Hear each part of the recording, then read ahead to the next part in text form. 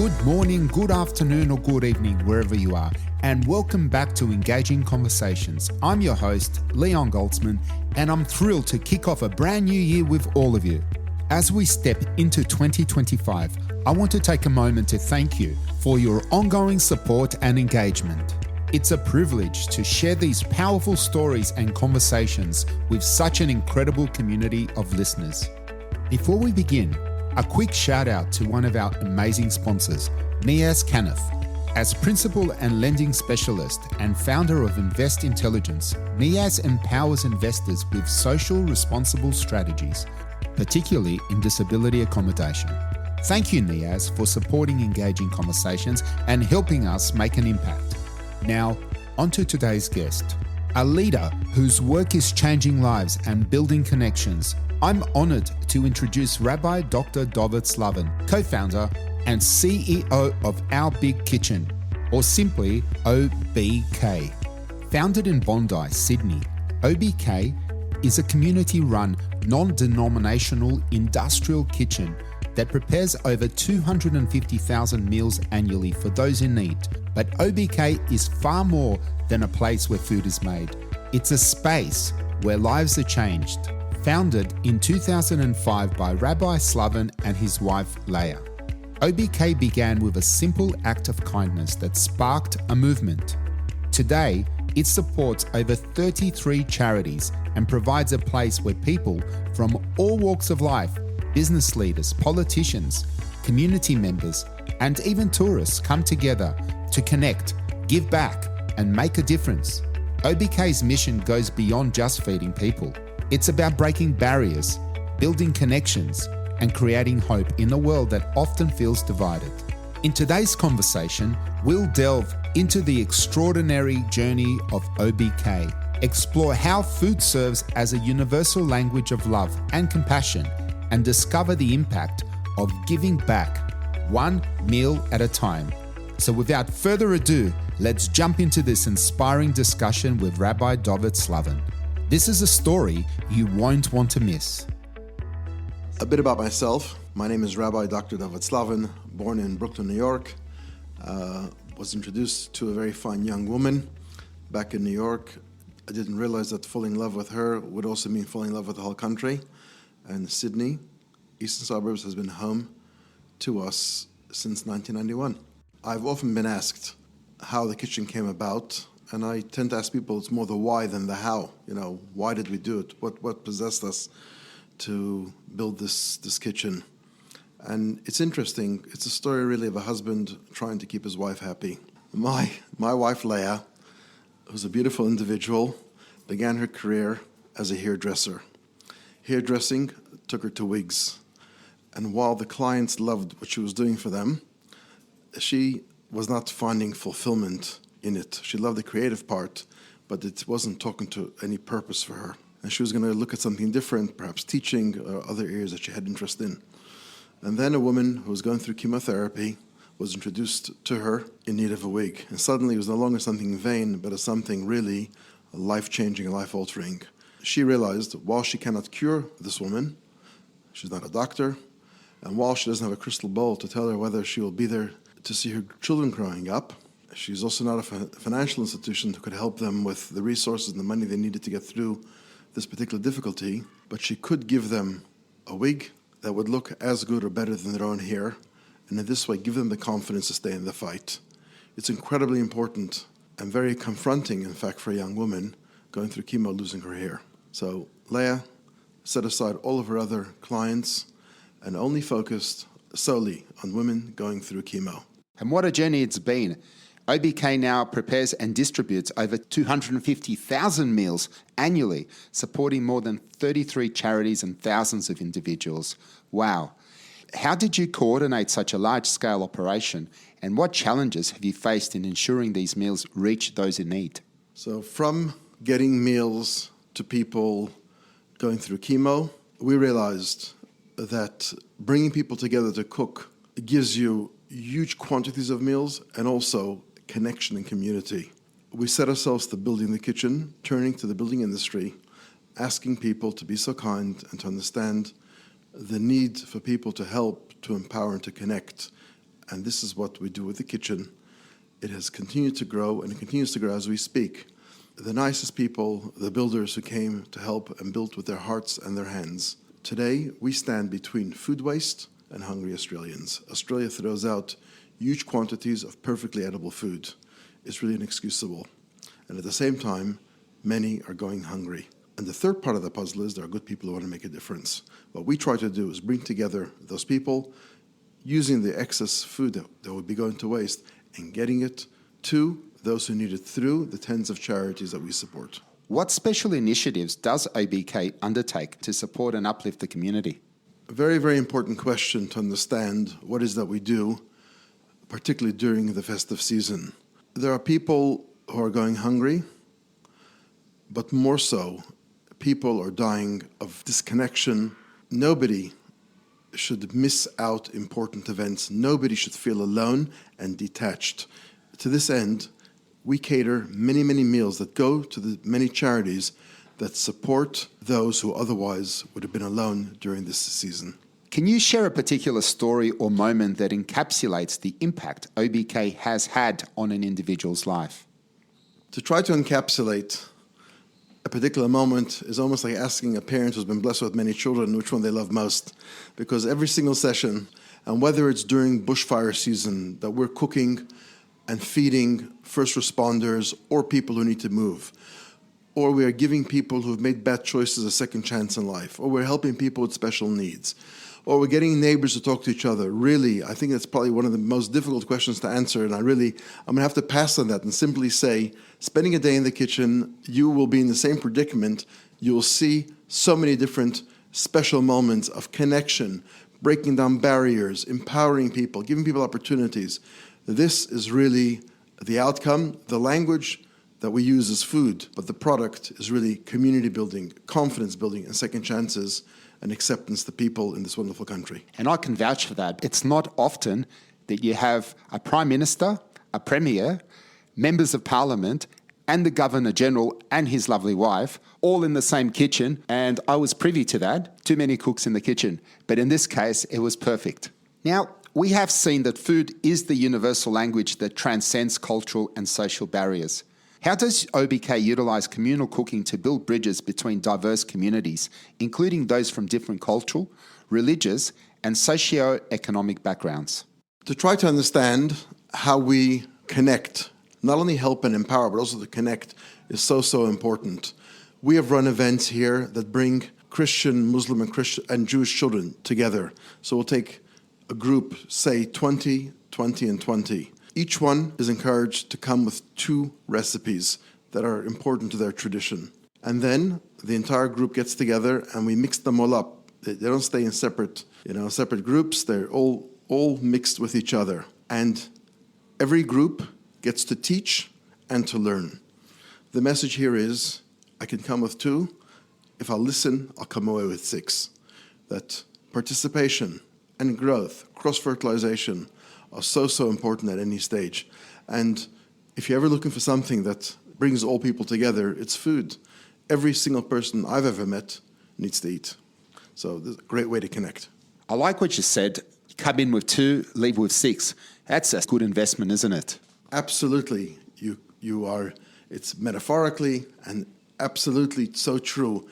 Australia is blessed to be a true multicultural country that has grown out of the experiences of all those who we've been blessed to have come to join our shores and to make this country what it is today. So, Rabbi, whilst OBK operates from its kitchen here in Bondi, its impact reaches far beyond Sydney. What strategies have you implemented to extend OBK's services to rural and regional communities across New South Wales and Australia? So in terms of expanding our efforts beyond our limited area here, in the first case, many other charities have come and borrowed bits and pieces of what we do and taken it and made it theirs, which is very beautiful. We in fact have a sister organization in Los Angeles, which is doing almost identical to what we're doing over here. And our reach goes very far by students and adults coming, traveling. We have regular groups up here from Canberra and beyond. During any natural disaster, we work with the state government. Wherever New South Wales as a state is going, our food will go with them. So the reach actually goes a lot further than just the local area. The other impact that I hope we are having is by showcasing what Australia has to offer. Many people will think of Bondi because of the beautiful weather or the nice homes or the beaches. We have tour buses that this is part of their tour of Sydney, to understand the back end, the underbelly of what really happens here and the struggles that some people have to put up with and the way the community comes together to be able to support them. We have politicians from all walks of politics here in Australia, state and federal, who have come here and been very, very inspired and taken those ideas back to their homes. We've had consul generals from almost every country in the world have come back here, and we've gotten feedback how they've come back to be able to share what we're doing over here. It makes us incredibly proud to be able to develop and showcase this side of the beautiful Australian society where people genuinely take the time to look after and care for each other. And you mentioned OBK offers various programs, including corporate team building events, school programs, and private functions, all centered around cooking for a cause. What motivates individuals and groups from different sectors to participate in these programs? And what feedback have you received from participants? It's interesting to understand what motivates people to come to our corporate team buildings. It's interesting, companies are seeing more and more the value of corporate team buildings. Now, you can do things like whitewater rafting, rock climbing, paintball shooting, escape rooms, all wonderful, wonderful things. But they leave very little real impact on society. So we say to people, once you've done all those things, or before you've done all those things, whatever it may be, come in. We gamify it. It's a MasterChef competition. We give you the raw ingredients that we've gotten donated. And instead of it being solely our challenge to think, how can we feed these families with what we've received, we make it your challenge, and it becomes fun. Companies compete for the best dish. Once they've done that, they'll present the dishes to the chef who tastes it. The winner gets a trophy. It really is a great leveler. It's a great equalizer. The CEO and the intern cook side by side, and more often than not, the intern cooks better than the CEO. So it gives people a chance to move into the forefront, to create, to have imagination, and to know, more important than anything else, that I, with my team, can make a huge difference. The companies that we're getting are companies like all the Australian big banks and the consultancy companies and the accounting firms, as well as many IT companies, Atlassian, Salesforce, Google. I'm sure you guys all heard of Google, and companies this size. Those are the ones that come to us. So we're very, very blessed to have really tapped into the incredibly wonderful and credible organizations who see the value in what we are able to offer. And that's perhaps why they've made it so big, isn't it? Yeah, it is, people's strength. Any animal will outrun, outfly, outsurvive a human. Our ability is to collaborate, and we can collaborate negatively and create horrible things, or collaborate positively. We want to collaborate in a positive and wonderful way. And you certainly do that. Now, for individuals in rural areas inspired by OBK's model, what advice would you offer them to establish similar community kitchens initiatives in their own towns? We have had many, many organizations from across Australia and around the world, in fact, who have come here, observed what we do, and taken of those lessons to incorporate into the way they're doing things. And it's really simply a lesson of caring for people and seeing the opportunities and seeing the talents that they could bring to the table. So in today's world where divisions can seem more prominent, OBK stands as a testament to the power of community and kindness. What core values drives OBK's mission, and how can individuals embody these values in their daily lives to support for a more united society? To better understand how we could be there for each other, it's very, very simple. The days in which we could count on our neighbors to hang out our washing when we were having a baby, those days are gone. Very few people are hanging out washing. Even less people are having babies, and absolutely nobody knows who their neighbors are. Now, there could be two reactions. One could be a very paralyzing question that goes something like, why is this happening, or what's the world getting up to? And then there's a very empowering question where we try to focus, and that's, what can I do about it? And what I can do about it today is to join with other like-minded people and come in, be there with each other, for each other, and create meals for those who are less fortunate. And looking ahead, What are your aspirations for OBK's future? And how can listeners across Australia, regardless of their location, contribute to or support OBK's mission? The way anybody can participate in this, firstly, is nobody has a monopoly on helping and introducing themselves to their neighbors and creating groups within the schools. We all have food. We all can talk and interact with each other. In terms of what we're trying to do here is to build a model that really works and could be duplicated in other parts of Australia and around the world. So any talent that one has, by all means, get in touch with us through our website, through our social media, whether it's IT, whether it's graphic design, whether it's marketing. These are all things that need to be told. It breaks my heart. Young people today will read the news or they'll look at social media and they'll see stories of wars being fought here, there, and everywhere, and shootings happening in horrible ways across the states and what have you. And a 15-year-old will say, I'm 15, I'm going to be 16, I have not killed anybody yet, what's wrong with me? And that's tragic. It is tragic for young people to be so surrounded with such violence that they're reading and they're exposed to. Good stories need to be told. Good stories need to be created.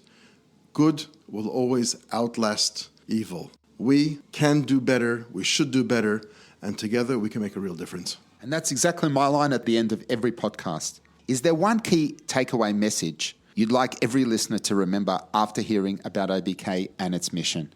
A key message that I would like people to walk away with is not to wait and not to turn to government and think what others are going to do for us. Ask ourselves an honest question. What can I do today to help a neighbor, a friend, somebody who's doing it difficult, somebody who's recently had a baby, someone who's recently lost a loved one, somebody just moved into town? Ask yourselves that honest question, what can I do today? And normally the answer will be, bake a cake, create a biscuit, a meal, a treat, knock on a neighbor's door, go reach out to a family member who would appreciate that recognition and the warmth and the beauty that a meal brings to them. It isn't only the recipient who gains. In these things, 9 out of 10 is the giver who comes away feeling so much better and valued. And whilst we're talking here, I feel like a recipient because I know that when I walk out of OBK, I always walk away with a full belly. and I'm feeling a lot better about that as well. So thank you very much for the opportunity, Rabbi. Leah, thank you for the opportunity to share the message with your listeners. And may you continue to be an example and a shining light, not only through your speech, but more so through the actions that you have done. We've known you for a very, very long time. We feel very, very privileged that we've watched you up close, always putting others ahead of yourself, giving, and giving, which is probably why you're a positive and happy person. Thank you very much, Rabbi. Means a lot to me. Thank you. Well, that's a wrap. What an inspiring conversation we've just had with Rabbi Dr. Dovid Slavin from Our Big Kitchen. His journey from a single act of kindness to leading an organization that unites communities and provides well over 250,000 meals annually is truly remarkable. If you'd like to learn more about Our Big Kitchen or find ways to get involved, please check out our show notes for links and resources. Sharing these stories and supporting such initiatives helps us all contribute to a more connected and caring society. Now, I'm excited to give you a glimpse into our next episode. We'll be joined by the extraordinary Astrid Hocking, Chair of Hearts and Hands Community Development. With over 24 years as a foster parent, caring for around 90 children, and a professional background in education and support for foster carers, Astrid's dedication to child protection and community development is unparalleled. Hearts and Hands is a not-for-profit, volunteer-based charity offering disadvantaged communities a hand up, not a handout. Their programs focus on raising child protection awareness, supporting survivors of abuse, and assisting impoverished communities towards self-sustainability. Astrid also partners with an orphanage in the Philippines, visiting twice yearly to support children rescued from trafficking or abandonment. Her unwavering commitment to vulnerable children and communities is truly inspiring, and I can't wait to share our conversation with you. And as always, if today's episode resonated with you, Please share it with your friends and family. Your support really does help us continue to bring these impactful stories to light. I'm Leon Goldsman, and I look forward to our next engaging conversation. Until then, stay safe, stay connected, and let's keep making a difference together.